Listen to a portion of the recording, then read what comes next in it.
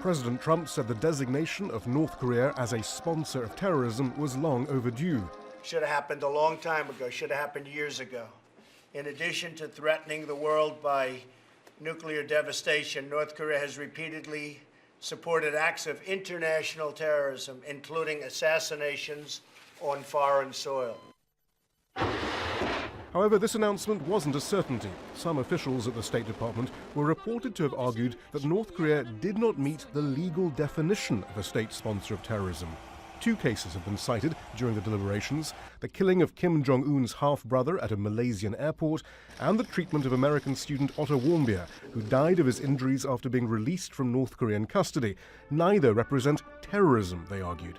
Nonetheless, more sanctions will now be announced by the Treasury Department, though it's unclear this will prove to be anything more than a symbolic measure, given all of the sanctions that have already been levied against Pyongyang, something the Secretary of State alluded to.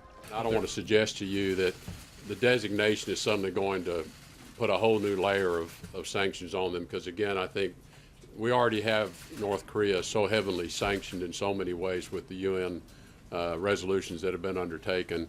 But this will close a few additional loopholes off.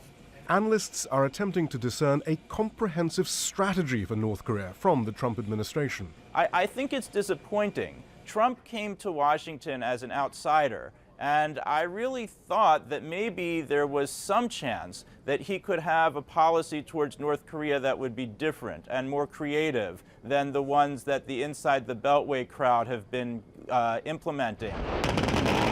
The North Koreans have said they would end their nuclear tests and resume negotiations if the U.S. ended its military exercises with South Korea.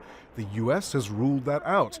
So in the meantime, the administration is once again relying on sanctions and harsh rhetoric.